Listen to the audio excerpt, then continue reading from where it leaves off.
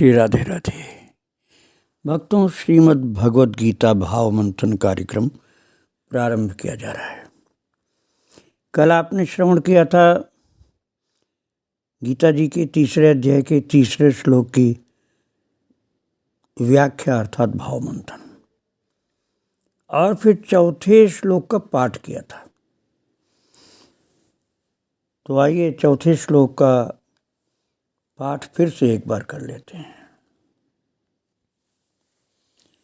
न कर्मणामनारंभान् नैष्कर्म्यं पुरुषोऽश्नुते न च सन्न्यसनादेव सिद्धिं समधिगच्छति। ये चौथा श्लोक पाठ किया गया।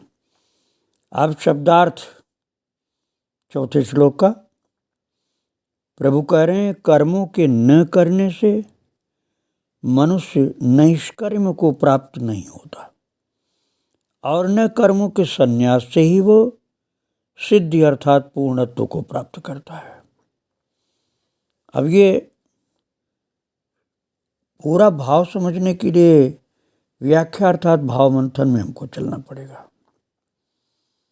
मनुष्य न तो कर्मों का आरंभ किए बिना निष्कर्मता को यानी योग निष्ठा को प्राप्त होता है, और न कर्मों के केवल त्याग मात्र से ही सिद्धि अर्थात सांख्य निष्ठा को प्राप्त होता है।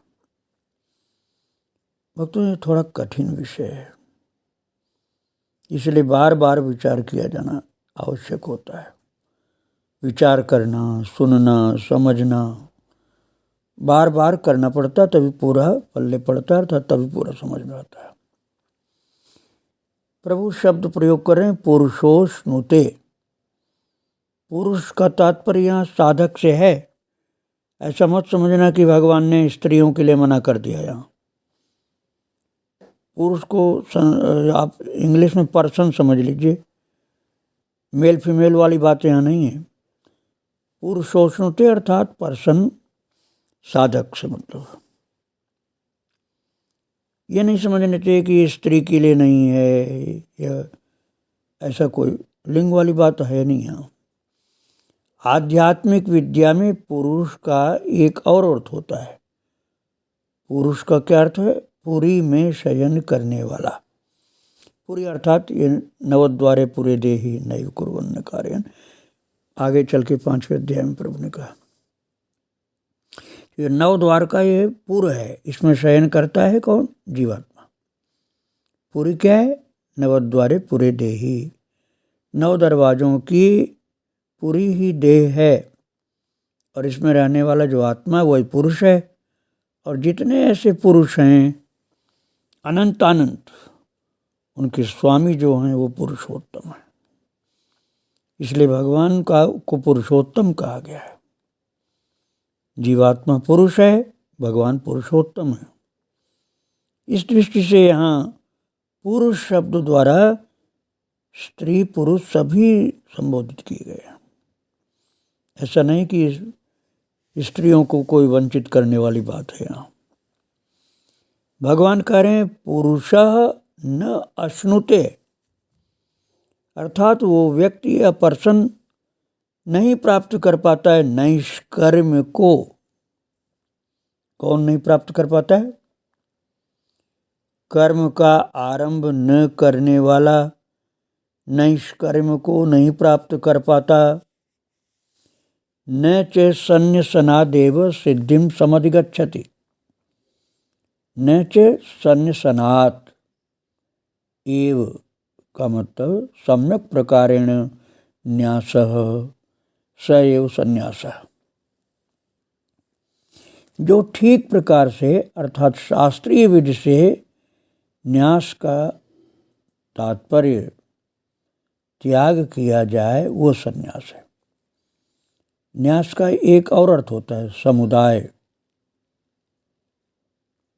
जैसे किसी न्यास के द्वारा कोई कार्य व्यवहृत होता है, संचालित होता है, किंतु व्यवहार में संन्यास त्याग को ही न्यास कहा जाता है। न च सन्न्यसनात् एव और न तो केवल त्याग देने से ही, छोड़ देने से ही सिद्धिम समधिगच्छति, सिद्धि को प्राप्त हो जाता है। तो इस श्लोक में भक्तों दो बात कही जा रही है। भगवान कह रहे हैं कि कर्मों के अनारंभ से कोई नैष्कर्म को प्राप्त नहीं कर सकता है, और कर्मों को केवल छोड़ देने से सिद्धि नहीं प्राप्त हो सकती। अब नैष्कर्म क्या है, थोड़ा सा मैंने पहले ही निवेदन किया कि कुछ गूढ़ विषय है भक्तों में। नैष्कर्म क्या है, इस पर विचार करते हैं। और सिद्धि क्या है, परम हंस अवस्था का नाम नैष्कर्म है। अब क्यों उसको नैष्कर्म कहा जाता है समझिए आप। नैष्कर्म अर्थात जिसमें कर्म नहीं होते, जहाँ सब कर्म अकर्म रहते हैं, कर्म का बंधन नहीं होता। कर्म अकर्म विकर्म की चर्चा 4 अध्याय में प्रभु करेंगे। यहाँ 3 अध्याय में भगवान कह रहे हैं कि जो नैष्कर्म की दशा होती है वही कर्मों के केवल न करने से प्राप्त नहीं हो सकती है। परमहंस अवस्था का क्या मतलब हुआ, जैसे रामकृष्ण परमहंस, कोई अपने मान में उपाधि के रूप में आदर के लिए परमहंस लिखने लग जाए अपने नाम के आगे सम्मान के लिए, वो बात तो अलग होती है। लेकिन वास्तव में परमहंस की अवस्था में पहुंचा हुआ जो व्यक्ति है उसके सब कर्म अकर्म होते हैं, अर्थात उन कर्मों से वो लिपायमान नहीं होता। लिपायमान नहीं होता का मतलब बद्ध नहीं होता, कर्मों का बंधन उसको नहीं लगता। कर्म भले करता हो तब भी बंधन नहीं लगता। कुछ पुण्य का कर्म हो तो पुण्य नहीं मिलता है, कुछ पाप का कर्म हो तो पाप नहीं मिलता है, वही बंधन न लगना। तो परमहंस की अवस्था को ही नैष्कर्म कहते हैं। कर्म किया है लेकिन कर्म का कोई पुण्य पाप का बंधन उसको नहीं लगा। परमहंस उस व्यक्ति का आंतरिक स्वरूप है। बाह्य दृष्टि से देखने वाला कहेगा कि हम भी कर्म का आरंभ करना छोड़ दें तो हम भी नैष्कर्म की अर्थात परमहंस की अवस्था को प्राप्त कर लेंगे।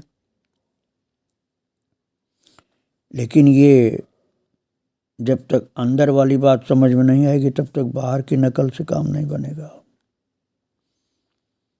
सिद्धि का क्या तात्पर्य है, जो ज्ञान योग सिद्ध हो चुका है, अर्थात ज्ञान योग की सिद्धि में है, वो महाराज जनक या सुखदेव जी की तरह से है। उसके हाथ में तुम चाहे कुछ भी रख दो उसे पता ही नहीं है। पता नहीं अर्थात याद नहीं। शरीर मरा नहीं है, जिंदा है शरीर। नारद जी ने किसी संत को दिखलाने के लिए, जनक जी विदेह कहे जाते हैं, उनका दर्शन किया था।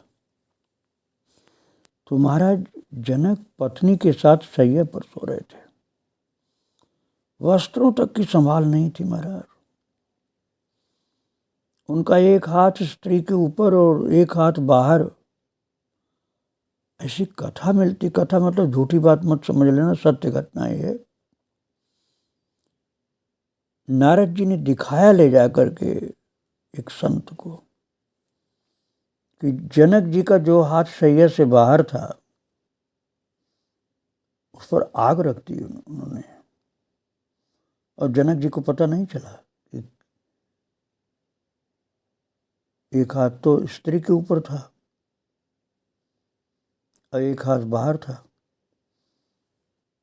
तो स्त्री शरीर को स्पर्श करते हाथ को ये नहीं पता था कि ये कोमल है, और अग्नि स्पर्श करते हाथ को ये पता नहीं था कि गर्म है या कठोर है, मृदु है या दाहक है। अगले दिन देखा गया कि जनक जी के हाथ में जलने का धब्बा है। चमड़ी तो जली थी लेकिन उनके अंतःकरण पर, मन पर, चेतना पर उसका असर नहीं गया था। पंचभूत का कार्य पंचभूत तक ही रह गया था। मन, बुद्धि, चित्त, अहंकार पर उसका कोई असर नहीं। तो महाराज देखने वाले चकित रह गए कि महाराज का हाथ कैसे जला हुआ, क्योंकि वो विदेह कहे जाते थे। विदेह का मतलब देह होने पर भी विदेह देह में रहते नहीं थे। इसको कहा जाता है कि ज्ञान योग सिद्ध है इनका। तो भगवान कहते हैं कि मैं सावधान कर रहा हूं कि कर्मों के अनारंभ से कोई निष्कर्म को प्राप्त नहीं कर सकता है, और कर्मों को छोड़ देने से भी ज्ञान योग की सिद्धि नहीं प्राप्त हो सकती। और आप मननशील लोगों के तो समझ में आएगी ये बातें। सामान्य साधक को लगेगा क्या बता रहे हैं, क्योंकि विषय गंभीर है। इसलिए इस विषय को प्रभु ने और सरल बनाने के लिए अगले श्लोक को लिया है, अर्थात 5वें श्लोक को लिया है, जिसमें इस विषय को प्रभु ने और खुला करने का अनुग्रह किया है। तो आइए 5वें श्लोक का पाठ कर लेते हैं, तब विराम देते हैं। नहीं कश्चित् क्षणमपि जातु तिष्ठत्य कर्म कृतु कार्यते ह्यवशः कर्म सर्व प्रकृतिजैर्गुणैः। नहीं कश्चित् क्षणमपि जातु तिष्ठत्य कर्म कृतु कार्यते ह्यवशः कर्म सर्व प्रकृतिजैर्गुणैः। तो ये आपने पाठ किया गीता जी की 3 अध्याय के 5वें श्लोक का। नहीं कश्चित् क्षणमपि जातु तिष्ठत्य कर्म कृतु कार्यते ह्यवशः कर्म सर्व प्रकृतिजैर्गुणैः। अब इस श्लोक का शब्दार्थ और भाव मंथन हम कल करेंगे। आज यहीं पर विराम दे रहे हैं और प्रभु के सब भक्तों सहित भगवान को प्रणाम कर रहे हैं। श्री राधे राधे, श्री राधे। वृंदावन बिहारी लाल की जय, राधा रानी की जय। आगे चर्चा जारी रहेगी। श्री राधे राधे, जय श्री।